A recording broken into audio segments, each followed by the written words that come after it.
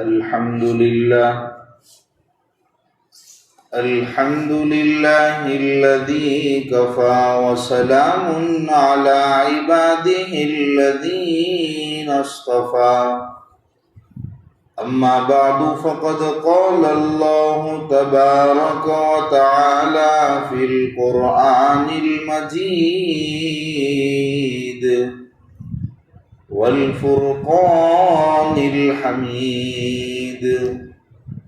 أعوذ بالله من الشيطان الرجيم. بسم الله الرحمن الرحيم. وجاءوا أباهم عشاء يبكون قالوا يا أبانا إنا ذهبنا نستبق وتركنا يوسف عند متاعنا فأكله الذئب وما أنت بمؤمن لنا ولو كنا صادقين إلى آخر الآية. صدق اللہ العظیم. بزرگان محترم، میرے نوجوان ساتھیوں، کل قصہ یہاں تک پہنچا تھا کہ یوسف علیہ السلام کے بھائیوں نے یوسف علیہ السلام کو کنویں میں ڈال دیا، کنویں میں پھینک دیا. اب کنویں میں پھینک تو دیا لیکن گھر تو جانا پڑے گا، ابا کو منہ تو دکھانا پڑے گا. اور ابا کے سامنے بڑی بڑی ہانک کے آئے تھے کل، ابا کے سامنے دن میں بڑی بڑی ہانک کے آئے تھے کہ ہم حفاظت کریں گے نا ابا، بھیجو. جنگل لے جاتے ہیں، کھائیں گے، کھیلیں گے، خوش ہوں گے. اور ابا نے ان کے اصرار کے نتیجے میں بھیجا تھا جنگل. انہوں نے جو کانڈ کرنا تھا کر لیا، لیکن اب ابا کو کیا منہ دکھائیں گے، ٹینشن میں تھے. خیر دن میں نہیں گئے، رات میں ابا کے پاس ایک ہی آپشن تھا کہ روتے دھوتے ہوئے جائے. تو وہ ابا کے پاس گئے رات کو روتے ہوئے. وجاءوا اباهم عشاء يبكون. عشاء کے وقت وہ ابا کے پاس آئے روتے روتے ابا کے پاس آ گیا. ابا کے پاس آ کے کہنے لگے ابا جان سچ بولتے ہیں، بالکل سچ کہتے ہیں ابا جان، ہم نے بہت کوشش کی، ہماری بھول اتنی ہوئی، غلطی اتنی ہوئی کہ ہم دوڑ لگانے میں لگ گئے اور ہم نے یوسف کو سامان کے پاس چھوڑ دیا، بھیڑیا آیا اور اس کو کھا گیا. بڑے آسان طریقے سے انہوں نے روتے روتے جواب دے دیا. اور رات کے وقت آئے تاکہ وہ ڈپلیکیٹ رونا دھونا، بناوٹی رونا دھونا اور آنسو یہ رات کے اندھیرے میں چھپ جائے، رات اس کو سہارا دے دے. دن میں پکڑے جاتے تو رات میں آئے. اور انہوں نے کیا کہا کہ ابا جان ہم تو کھیل میں مشغول ہوئے، دوڑ لگا رہے تھے آپس میں، یوسف تو چھوٹے تھے. اور آپ سب چھوٹوں نے بھی یہ دیکھا ہوگا کہ یہ بڑے آپ کو کھیلنے لے جاتے ہیں نا تو کہتے ہیں کہ آپ جوتوں کی خبر رکھو، اور گیند دڑا جائے تو لے کے ہم کو دینا. ایسا ہوتا ہے نا آپ کے ساتھ. تو خیر یوسف علیہ السلام کو کپڑوں لتوں کی حفاظت کے لیے ہم نے سامان کے پاس بٹھایا تھا اور ہم کھیل رہے تھے، دوڑ لگا رہے تھے. ہمارا جانا اور بھیڑیے کا آنا، ابھی تو ہم نے ہماری نظر ہٹی اور درگھٹنا گھٹی، بھیڑیا آیا کھا لیا. اور ابا جان ہمیں معلوم ہے آپ ہمارا یقین نہیں کرو گے، کیونکہ آپ یوسف کے بارے میں پہلے سے ہمارے بارے میں بدگمان ہو، برا گمان رکھتے ہو کہ ہم تو اس کا بھلا نہیں چاہتے، ہم اس کے بدخواہ ہیں، ہم چاہے سچ بولے لیکن آپ ہمارا یقین نہیں کرو گے. یہی فرما رہے آیت کے اندر قالوا یا ابانا انا ذهبنا نستبق وترکنا یوسف، انہوں نے کہا اے ہمارے ابا، ہم تو دوڑ لگا رہے تھے، ہم نے یوسف کو اپنے سامان کے پاس چھوڑا، بھیڑیا آیا اور اس کو کھا گیا، فَأَكَلَهُ الذِّئْبُ وَمَا أَنْتَ بِمُؤْمِنٍ لَنَا وَلَوْ كُنَّا صَادِقِينَ، آپ ہمارے اوپر یقین نہیں کرو گے گو ہم سچا بولے، سچا کہیں۔ یوسف علیہ السلام کے والد صاحب یعقوب علیہ السلام کوئی بچے تھوڑی تھے، پیغمبر تھے۔ انہوں نے اپنی پیغمبرانہ فراست سے اور اپنے بچوں کو جانتے تھے کہ یہ جلتے ہیں یوسف سے، انہوں نے کانڈ کیا ہے، تو پیغمبرانہ فراست سے سمجھ گئے اور کہا کہ الو نہ بناؤ، یہ بناوٹی باتیں تمہاری ہے، یہ بناوٹی باتیں تم اپنی طرف سے گھڑ رہے ہو، تم نے کچھ کانڈ کیا ہے، تم نے تکلیف پہنچائی ہے۔ وہ اپنی پیغمبرانہ فراست سے سمجھ گئے۔ بچوں کو تھا کہ والد صاحب ماننے والے ہیں نہیں، ہمارے پر یقین تو کریں گے نہیں، پہلے سے ان کو معلوم ہے، تو وہ ثبوت کے طور پر یوسف علیہ السلام کا کرتا لے کے آئے اور اس کے اوپر جھوٹا موٹا خون لگا دیا۔ وَجَاءُوا عَلَىٰ قَمِيصِهِ بِدَمٍ كَذِبٍ، وہ یوسف کی قمیص پر، کرتے پر جھوٹ موٹ کا خون لگا کے آئے اور ابا سے کہا دیکھو ابا جان، بھیڑیا کھا گیا ہے، دلیل ہے، ثبوت ہمارے طور پر ہے، اس کے کرتے پہ دیکھو بھیڑیے کا خون لگا ہوا۔ آتا ہے کہ بکری ذبح کر کے کھائی تھی اور اس کا خون لگا دیا اور اب بھیڑیے کا خون بتا رہے ہیں، لیکن پیغمبر تو پیغمبر تھے، سمجھ گئے۔ قال بل سولت لكم انفسكم امرا، تمہارے نفس تمہارے لیے اس معاملے میں باتیں کر رہے ہیں، تم اپنی طرف سے بناوٹی باتیں پیش کر رہے ہو، یہ حقیقت نہیں ہے۔ اور آتا ہے کہ یوسف علیہ السلام کے والد صاحب نے یہ بھی فرمایا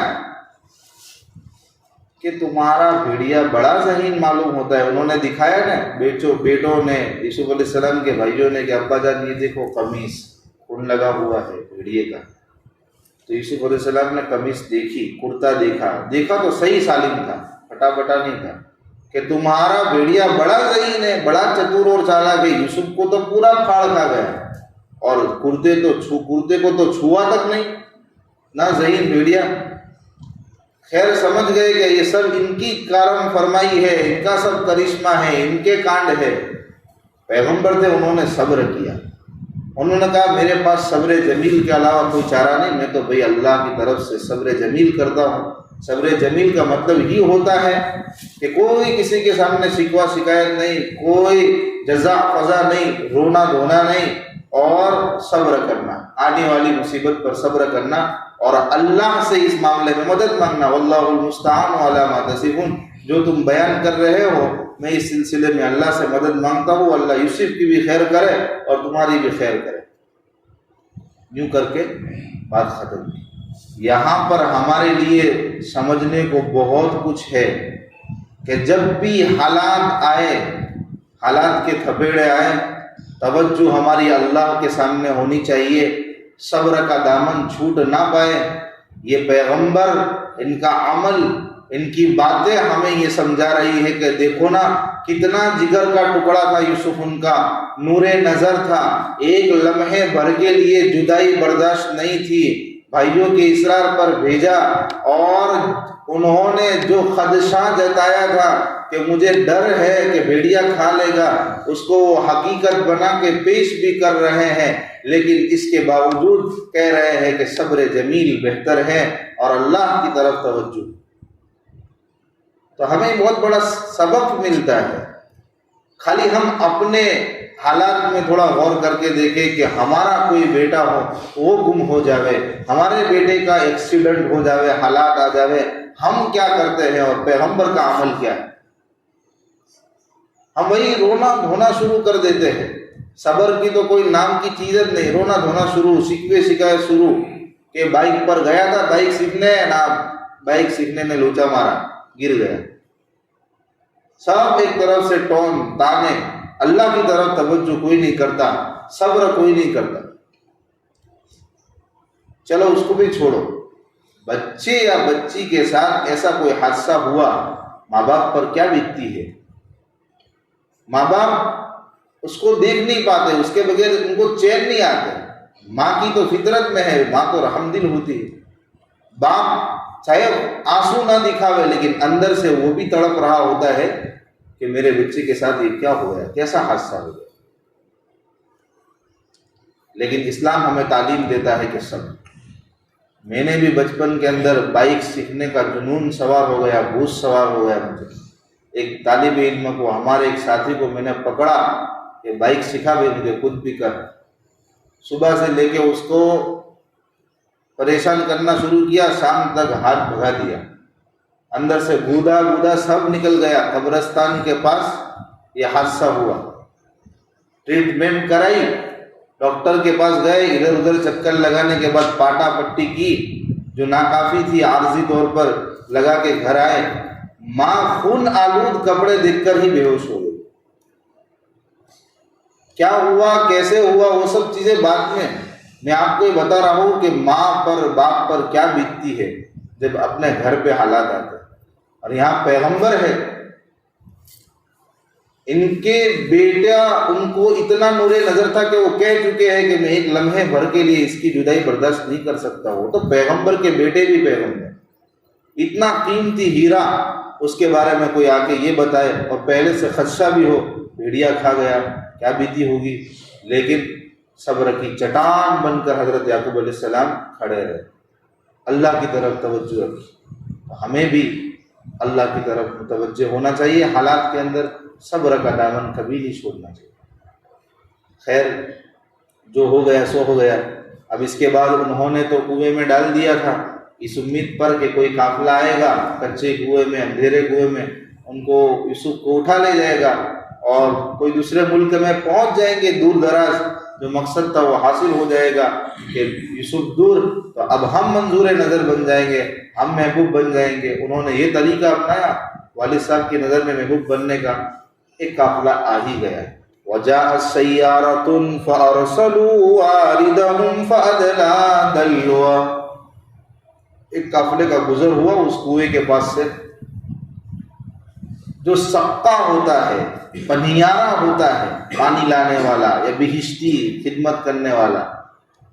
تو قافلے والوں نے کہا جاؤ میں کنویں سے پانی لے کے آؤ، تقاضا ہوا ہوگا ان کو، تو انہوں نے ڈول ڈالی، فَأَدْلَىٰ دَلْوَهُ، کنویں کے اندر۔ یوسف علیہ السلام یوں سمجھے کہ کوئی میری ہیلپ کرنے آیا ہے، مجھے نکالنے آیا ہے، تو یوسف علیہ السلام ڈول میں بیٹھ گئے اور ڈول انہوں نے اونچی کی، اور جب اوپر آئی تو سقا نے، پنیارے نے دیکھا اور وہ تو چلانے لگے، واہ واہ واہ واہ، کتنا خوبصورت چھوکرا ہے وہ، کتنا خوبصورت چھوکرا ہے۔ تو قافلے نے کہا کہ بھئی یہ تو بہت زبردست نعمت ہمیں حاصل ہوئی۔ اس زمانے میں غلامی کا دور چلتا تھا، بچوں کو بیچا جاتا تھا غلام بنا کے۔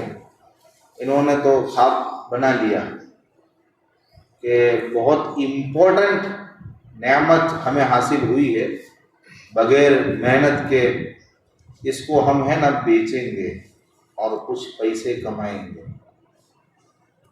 ہمارے کام آئے گا، لے لو اس کو ساتھ میں۔ انہوں نے وَأَسَرُّوهُ بِضَاعَةً، اپنے سامان تجارت میں حضرت یوسف علیہ السلام کو چھپا لیا کہ کہیں کوئی جاننے پہچاننے والا آ گیا نا تو یہ ہاتھ سے جائے گا، تو انہوں نے چھپا لیا۔ 3 دن تک بتاتے ہیں یوسف علیہ السلام اس کنویں میں رہے، لیکن دیکھیے آگے اب اللہ کی غیبی نظام کیسے حرکت میں آتا اور کیسے مددیں آتی۔ وہ لے کے گئے، مصر کا قافلہ مصر پہنچے، اور واللہ علیم بما یعملون، اللہ فرماتے ہیں کہ اللہ جانتے ہیں، باخبر ہے جو کچھ یہ کر رہے ہیں۔ یوسف کے بھائیوں نے یوسف کے ساتھ جو کیا اللہ اس سے بھی باخبر ہے، یہ قافلے والے کیا سوچ رہے ہیں اللہ اس سے بھی باخبر ہے، اور اللہ تعالیٰ یوسف کے ساتھ آگے کیا کرنے والے ہیں اللہ اس سے بھی باخبر ہے۔ قافلے والوں نے کیا کیا؟ وَشَرَوْهُ بِثَمَنٍ بَخْسٍ دَرَاهِمَ مَعْدُودَةٍ، مصر پہنچ کے یوسف علیہ السلام کو چند ٹیکوں کی خاطر بیچ دیا. کیوں چند ٹیکوں کی خاطر؟ ہیرے کو پہچان نہیں پائے کہ کتنا قیمتی یہ ہیرا ہے. مال مفت بے رحم، مفت کا مال تھا، جو آوے وہ غنیمت ہے، جتنا آوے اتنا لے لیتے ہیں. اگر اس کی ویلیو کا اندازہ ہوتا تو بھاؤتاؤ کر دے، نہیں بھائی اتنے میں تو نہیں ملے گا، اسے زیادہ تو بات بنے گی، اتنے میں نہیں ملے گا. لیکن وہ ہیرے کی قیمت کو نہیں جانتے تھے. ہیرے کی قیمت کو کون جانے؟ یا تو شاہ جانے یا جوہری جانے. جو ہیرے کا کاروبار کرتا ہے اس کو پتا کہ بھئی یہ ہیرا ہے، یا پھر بادشاہ کو ہیرے کی قیمت اس لیے کہ مالدار ہو تو اس کے پاس ہیرے ہو تو اس کو خبر پڑے. باقی میرے ہو تمہارا جیسا عام انسان تو پتھر ہے بھئی دے دو، اس کو پتھر سمجھ کے کہ بھئی اس میں کوئی رغبت نہیں دکھائی. آگے فرمایا نا کہ وَكَانُوا فِيهِ مِنَ الزَّاهِدِينَ، وہ یوسف کے سلسلے میں بے رغبت، انہوں نے کوئی رغبت نہیں دکھائی کہ مفت کا مال آیا ہے نا. اگر کوئی خون پسینے کی کمائی ہوتی، محنت لگی ہوتی، خون پسینہ لگا ہوتا تو کچھ سوچتے بھی کہ بھئی اس کو رکھے یا پھر اس کو بیچے تو زیادہ دام میں بیچے، زیادہ فائدہ اٹھائے. تو یہ تو مفت کا تھا تو مفت کے بھاؤ میں بیچ دیا. کس کو بیچا؟ مصر کے اندر وزیر کے ہاتھ لین دین کیا، وزیر کو فروخت کیا. وزیر نے تو چاہے کم روپے میں اس کو خرید لیا ہو، لیکن وزیر تو وزیر تھا بھائی، بادشاہوں کی سب سے اس کا تعلق تھا. میں نے کہا کہ جوہری کو شاہ پہچان، جوہری یا شاہ پہچان سکتا ہیرے کو، وہ پہچان گئے کہ یہ ہیرا کوئی معمولی ہیرا نہیں ہے. مجھے تو کم دام میں ملا ہے، لیکن اس نے اپنی بیوی سے جا کر کہا وَقَالَ الَّذِي اشْتَرَاهُ مِن مِّصْرَ لِامْرَأَتِهِ، اس کو خریدے تھا نا، اس نے اپنی بیوی سے جا کر کہا، بیگم صاحبہ سے جا کر کہا کہ یہ پتھر نہیں ہے، یہ ہیرا ہے، یہ اپنوں کو کم دام میں ملا ہے، لیکن اس کی دیکھ بھال کرنا، اس کے ٹھکانے کو معزز بنانا. کیوں؟ اس لیے کہ ہو سکتا ہے کہ وہ بڑا ہو کے ہمارے کام آوے، اور اگر ہماری اولاد نہیں ہوئی تو اونتخذہ ولدا، ہم اس کو اولاد بنا لیں گے. تو اس کی اچھی طرح دیکھ بھال کرنا، اس کا اچھا ٹھکانہ بنانا، اس کی پرورش کرو. تو دیکھیے میرے بھائیوں، دوستو، بزرگوں، اللہ کا نظام کیا ہے. بیٹوں نے، بھائیوں نے شفقت پدری سے تو محروم کر دیا، باپ کی شفقت سے محروم کر دیا، لیکن رحمت خداوندی کے آغوش میں آ گئے یوسف علیہ السلام. اور جس کو اللہ کی رحمت نصیب ہو جاوے، پھر اللہ کا نظام تو ایسا چلتا ہے، ایسا چلتا ہے کہ کنویں میں ہے، اندھیرے کنویں میں، تاریک کنویں میں، کچے کنویں میں قافلہ آ کے اس کو اٹھا کے لے جاتا ہے اور تخت شاہی میں پہنچا دیتا ہے، بادشاہ کے محل میں پہنچا دیتا ہے، اور وہاں ان کی تربیت کا نظام ایسا بنتا ہے کہ بڑے ناز اور نعمتوں میں ان کو پالا جاتا ہے. یہ ہے اللہ کا نظام. یہ ہے یوسف کو جو وحی کی تھی نا کہ ٹینشن نہ لئیو، ابھی تو آگے اور پورا آئے گا، وحی پوری بتائی جائے گی. لیکن اللہ کا نظام دیکھو کہ اللہ نے حالات دیے، حالات کے بعد آسانیاں بھی دکھائی. کیسی آسانیاں؟ کہ بچپن کا مسئلہ سولو، تربیت کا مسئلہ سولو، اب بڑے ناز اور نعمت کے ساتھ ان کو پالا جا رہا ہے.